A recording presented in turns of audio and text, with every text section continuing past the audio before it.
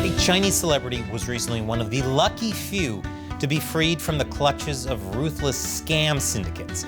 But China's wolf warrior spirit is not the reason why. Welcome to China Uncensored. I'm Chris Chappell. Don't forget to join Operation Honeypot by liking this episode and leave a comment below with the honeypot emoji. And I'll have more on Operation Honeypot at the end, so stay tuned. The life of a celebrity in China can quickly go from gloom to doom. Take Li Jiaqi, who went from multi-million-dollar cosmetic guru and red carpet robot to sad and sorry social media exile after showing an ice cream cake in the wrong shape at the wrong time. Or Fan Bingbing, who went from international movie star to accused tax evader under house arrest. Well, at least it's a nice house, I suppose. Or this girl, who regularly goes from pretty princess to egg and water-soiled mess. Don't worry, it's her internet shtick. Still, as an American, seeing eggs go to waste like that is extra insulting. They're so expensive nowadays. But these days, some Chinese celebrities are finding themselves in unexpected trouble outside China as well. In early January, Chinese actor Wang Xing from Shanghai disappeared in northwestern Thailand after arriving in the country for what he thought was a casting call. Turns out, they were just casting a net to trap him in. After landing in Bangkok, he traveled to the Thai border town of Mae Sot, opposite the Burmese town of Mewadi, which is also known as Scam City. At that point, Wang fell off the grid. He had been in contact with his girlfriend, Jia throughout his journey, and when he suddenly stopped responding to her texts, she quickly sensed that something was wrong. So she decided to do something about it. Find you a man who you know must be in danger if he ignores your texts for more than 10 minutes, and find you a woman who will try to send help. Relationship goals. Jia contacted the Shanghai police and the Chinese consulate in Thailand, before ultimately traveling to Thailand herself, all the while posting about Wang's disappearance on Chinese social media. The story soon caught the attention of Chinese stars and influencers, such as actress Yao Chen and actor Gong Jun. With their involvement, Wang's plight turned into a top trending topic across Chinese social media platforms. Only 2 days later, local authorities announced that Wang had been located and he was soon able to return home safely. Wang later described how he had been taken from Thailand across the Burmese border into Mewadi, where he was pushed into a car by armed men. He was then taken to a compound with other Chinese victims, who were all forced to have their heads shaved and undergo cyber scam training. Wang is far from the only famous Chinese person that has been targeted by transnational criminals. For example, after hearing about Wang's disappearance, Chinese actor Xu Dajiu spoke publicly about he was also tricked to flying to Thailand after being offered a role in a movie. Fortunately, he was able to sense that something was wrong in time to avoid being snatched. Note to self, if I'm ever offered a role in a movie in Thailand, turn it down. Male model Yang Ziqi was less lucky, however. He arrived in Thailand in December for what he thought was a modeling job and has not been seen or heard from since he was driven from Bangkok to the Burmese border. Yang, Xu, and Wang all fell victim to one of the many employment scams run by criminal syndicates located in Southeast Asia, many bases in Myanmar's Mewadi. These criminal networks contrive attractive-sounding employment schemes to lure unsuspecting and adventurous job seekers to the region. Those that are duped and end up on the turf of the syndicates are taken to their scam centers, where they're forced to work as scammers themselves under slavery-like conditions until the syndicates decide to let them go or someone pays a ransom in return for their release. Many, however, never get to go home. What happened to these men was brutal and horrifying, but luckily, Wang Xing of Shanghai had his homeland of China to keep him strong. After all, as my favorite Chinese state-run media, the Global Times, stressed, while in a foreign country, it was the strength of his motherland that gave him courage and hope. It was also, Chinese state media asserts, that strength that saved him. Soon after he disappeared, China's Ministry of Public Security mobilized several agencies, including Chinese embassies and consulates, to intensify rescue efforts and advance case investigations, resulting in Wang being united with his loved ones before he knew it. Yes, it was the strength of China that saved him. His girlfriend's activism had nothing to do with it. And as for those who haven't returned home, like Yang Ziqi, well, I guess they just didn't keep China in their hearts hard enough. This narrative about the party state's decisive involvement in the international rescue of a Chinese national in distress is not new. It comes after years of the Chinese government pushing for a more assertive and masculine image of China. Right, because that wasn't at all epitomized by Yang Xing. Just look at the guy. This image of Chinese masculinity was on full display on the big screen in the high-grossing Wolf Warrior movies from 2015 to 2017, which tell the story of Chinese special forces that take down foreign bad guys and save Chinese people. Man, even Michael Bay is like, this is a bit much. The movies later gave name to China's Wolf Warrior diplomats, such as Foreign Ministry spokesperson Zhao Lijian, that became infamous for lashing out left and right at those that, in their view, offended and disrespected China. Because nothing says tough like obvious crippling insecurity.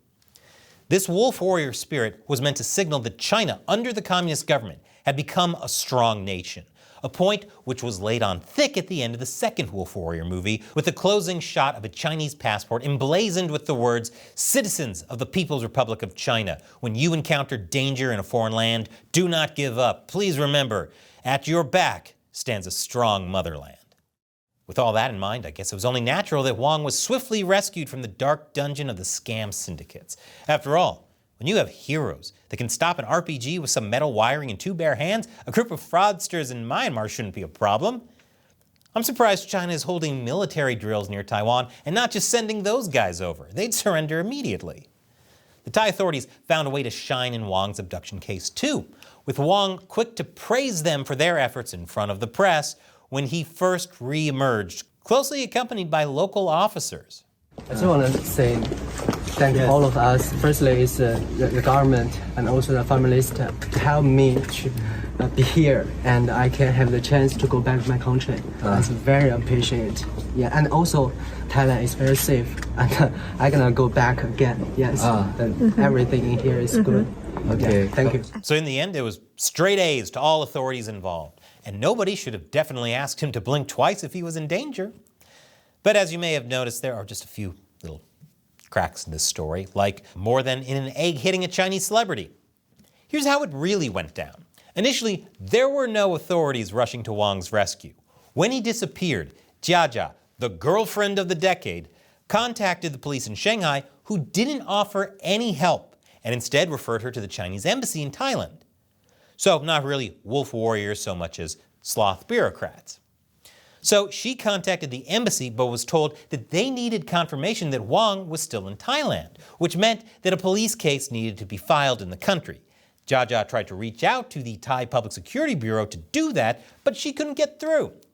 Instead, the Chinese officials in Thailand suggested that Jia travel to Mae Sot herself, Wang's last known location, with a member of Wang's family to file a case with the local police. Understandably, Jia was uneasy about showing up in person in Mae Sot and making a fuss given what had happened to Wang when he had arrived there. With little help from the authorities, it was then that a desperate Jia began reaching out online. And it was only after the story went viral that Chinese and Thai authorities involved themselves seriously in the case. Do you know how inept and shady you have to be for social media to be the good guys in a story? At that point, the Thai side probably started to worry about the effects of the story on Thailand's tourism industry, which accounts for 12% of the country's GDP and 20% of its total employment. Hopefully that 20% of its employment is voluntary and not more office slave labor, with Chinese tourists making up the largest group of international visitors.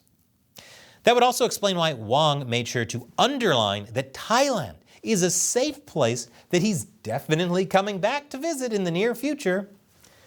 Unfortunately, the damage control hasn't gotten the job done, as many Chinese tourists have already decided to avoid Thailand for their next trip after Wang's kidnapping. I guess nobody has faith in China's wolf warriors.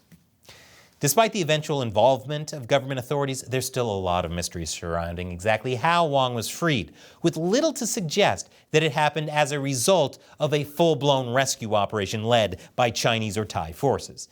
Instead, the fact that the whole thing was suddenly resolved swiftly and quietly makes it more likely that everyone quickly saw a benefit to Wang's undramatic release, including Thai authorities, Chinese authorities, and the scammers who were taking more heat than they had perhaps bargained for. So the next time a child says they want to be famous when they grow up, they may not be vapid. They may just be thinking about their personal safety. So whether a hefty ransom was paid at the end to secure his release or not, everyone was probably relieved when Wang was freed. However, Wang's release hasn't so much solved a problem as much as it has highlighted a much bigger one.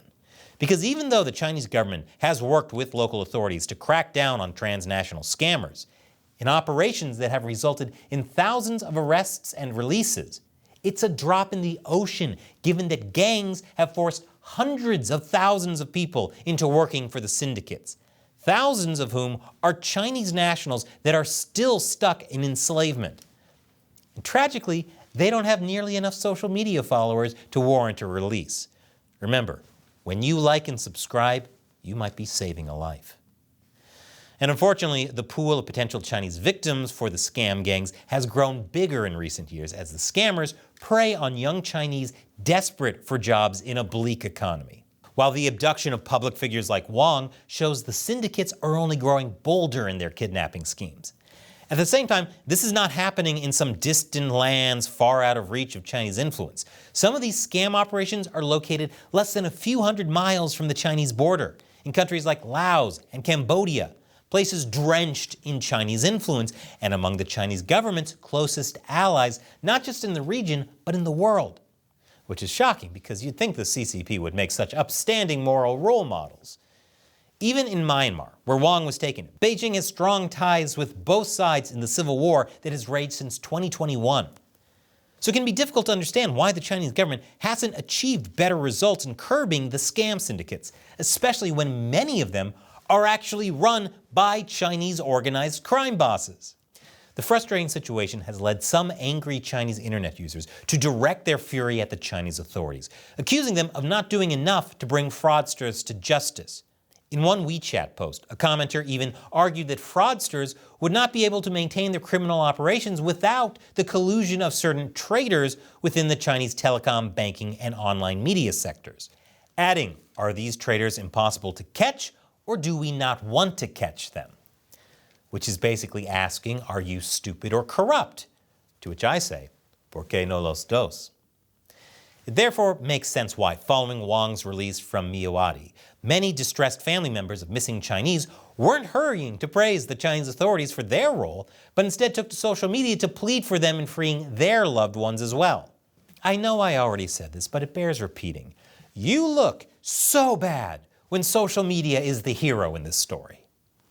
A lot of people even rush to the social media profile of lead actor and director of the Wolf Warrior movies, Wang Xing, to appeal to him for help. When these pleas to China's supreme Wolf Warrior were left unanswered, some tried his wife's profile instead. Others suggested that Wang Xing should quickly get started on the third Wolf Warrior movie and already gave it a title, Escape from Myawaddy. But I have an even better idea to keep this title, but make it into a reality show where Chinese leaders are handed over to the syndicates and then try to escape. Maybe then there will finally be a better response to the ravaging criminal networks in Southeast Asia.